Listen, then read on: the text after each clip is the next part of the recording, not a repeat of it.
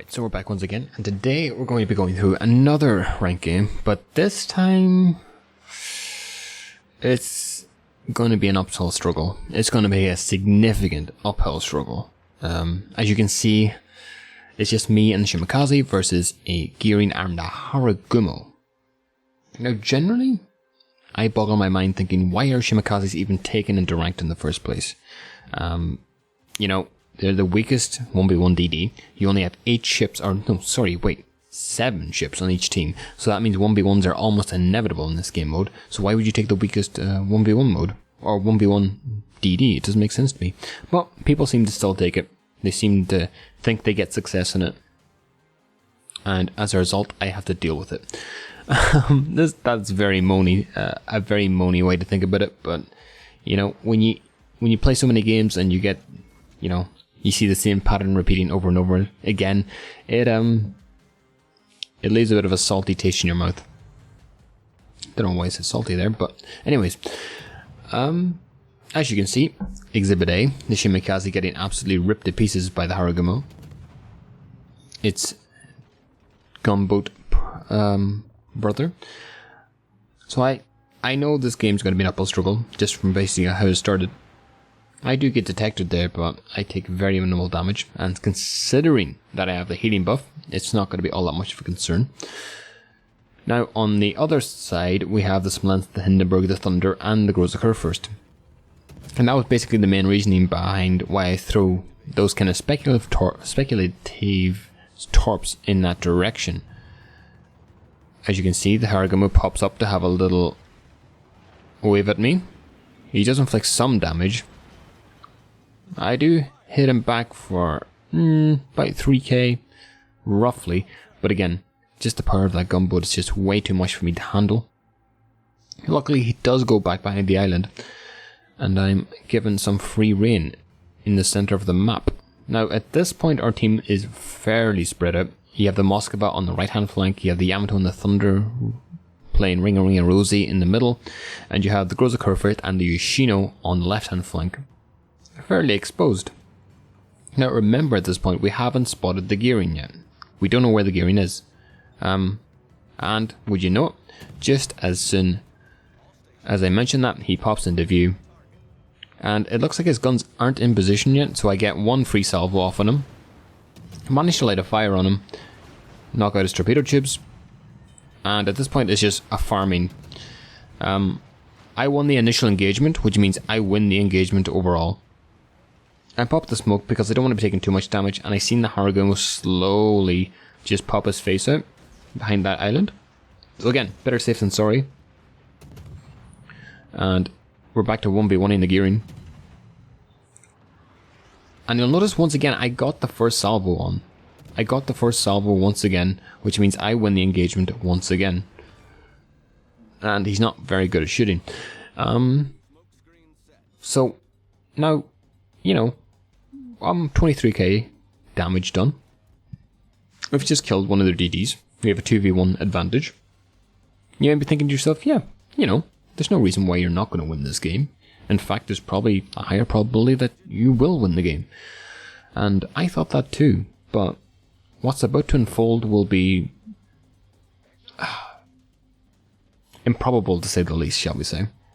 Improbable, yes. I could use stronger language, but for the sake of YouTube, I think I'll hold back a little bit. Now, luckily we see the Haragumo extremely low, so I decided to pop a few salvos. Give him plenty of lead because I know he's an incredibly quick ship. Unfortunately, we aren't lucky with those salvos, so again, at this point I realize I'm just going to rush him. But luckily he pops up again, we give him a bit more lead this time, and with a bit of luck, we managed to pick up the kill. Voila, beautiful. 2 DDs down, only cruisers and battleships left. You may be thinking, perfect scenario for 2 DDs. Farm torpedoes, farm damage, farm within smoke, perfect. Brilliant scenario. And I think that myself too at this point. So, again, all we have to do is basically bide our time. Right side, I even said it in chat, right side don't push. We're fine. Wait until we kill the Conqueror. He's isolated on the left hand side of the map. You know, there's no reason to be overextending and, you know, trying to deal unnecessary damage that it doesn't need to be dealt. We control the center of the map where the cap's going to spawn. And as a result, you know, we can just cap it and win the game. So we see the Conqueror on the left hand side.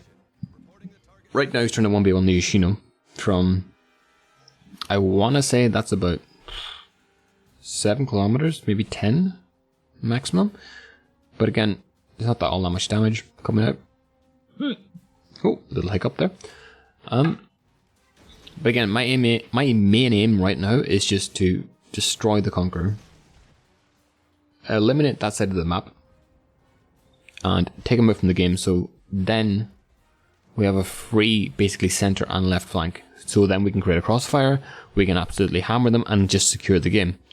Now, what I wasn't expecting is that the Conqueror is going to come straight at me.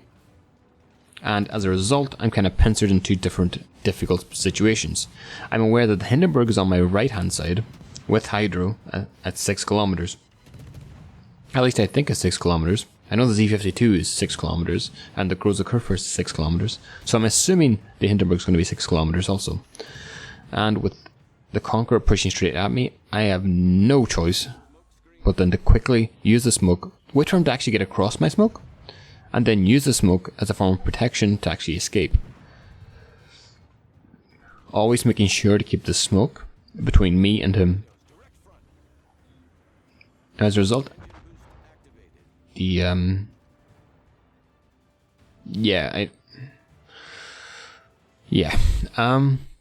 as a result, I kept the smoke between me and himself. And now I'm just waiting for my torpedoes to come back up. Again, he's 3 kilometers away. Any torpedoes here are pretty much guaranteed to hit as a result.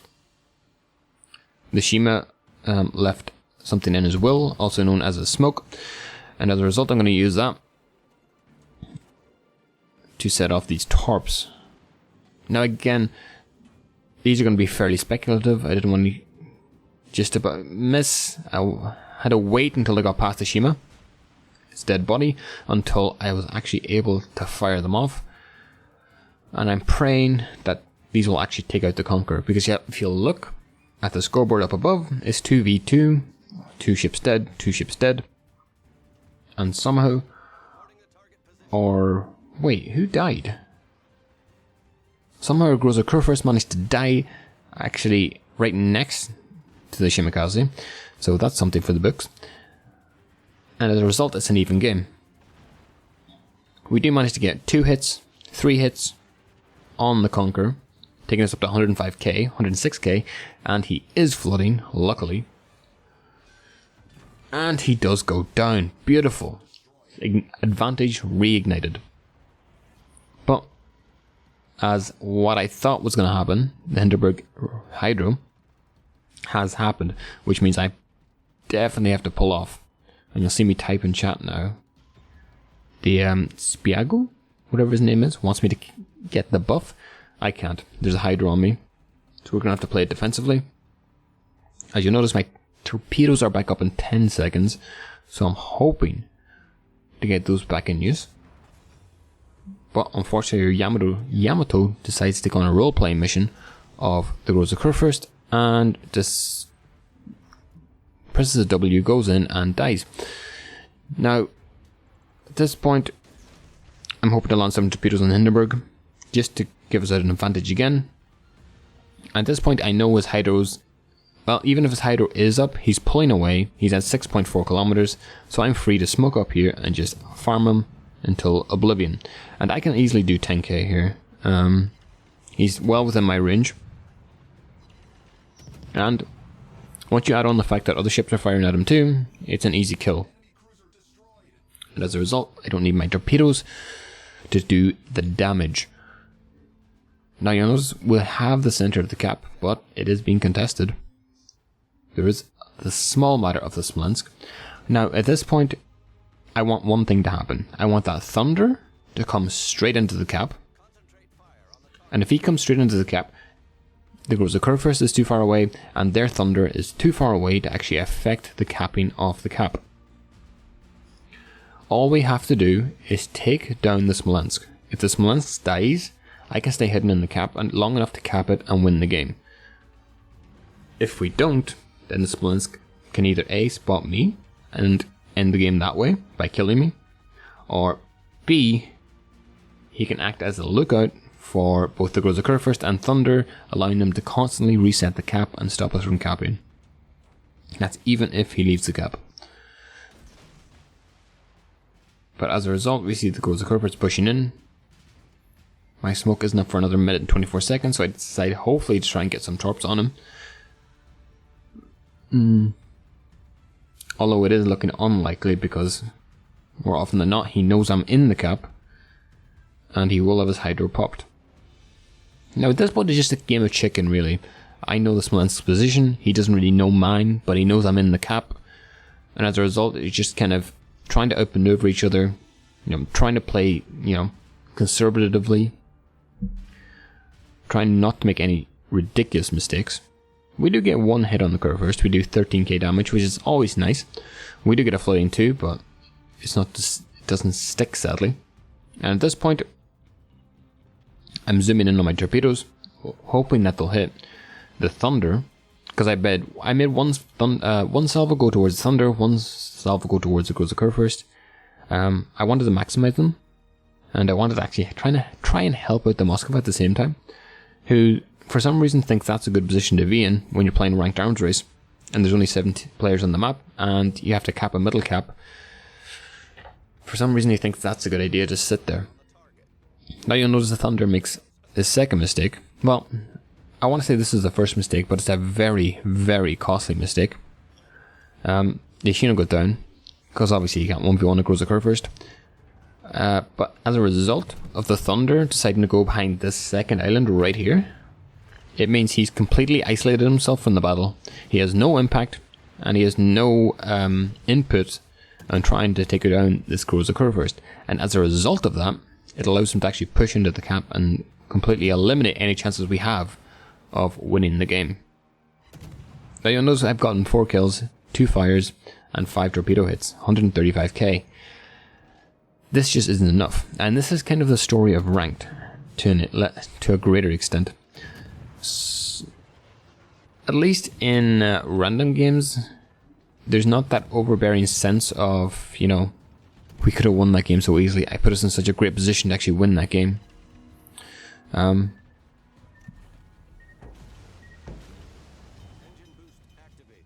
a result, I threw torpedoes from the Smolensk.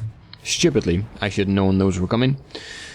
I end up dying, and sadly 183,663 damage is not enough to win this game. 4 kills is not enough to win this game, and as you can see from my incredulous opinion in chat, how the hell are we losing this game? We literally had a 2DD advantage and we lost this game. As you see, the Thunder decided to reverse to try and get shots on the Groza Kurfürst, but it wasn't to be.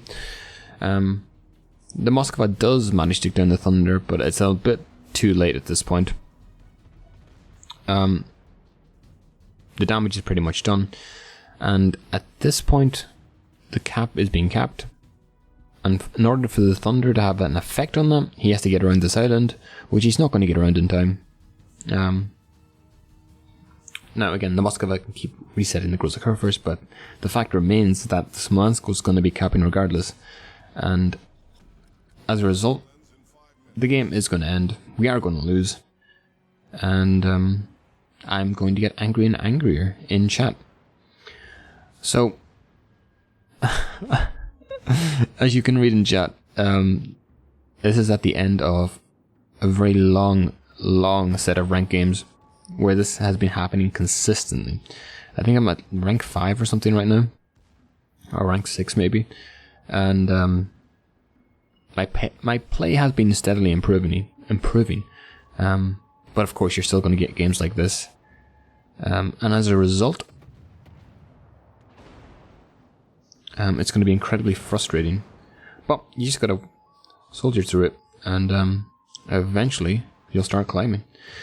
So I just thought I'd share this little game, and if you're playing ranked, try not to get too disheartened. These games do happen, and as you can see, the Moskva did 300k damage too at the same time. even if his positioning was a bit iffy. But just buckle down, focus on yourself, and eventually you'll climb. And yeah, so with that, good luck in games, and I'll see you in the next one.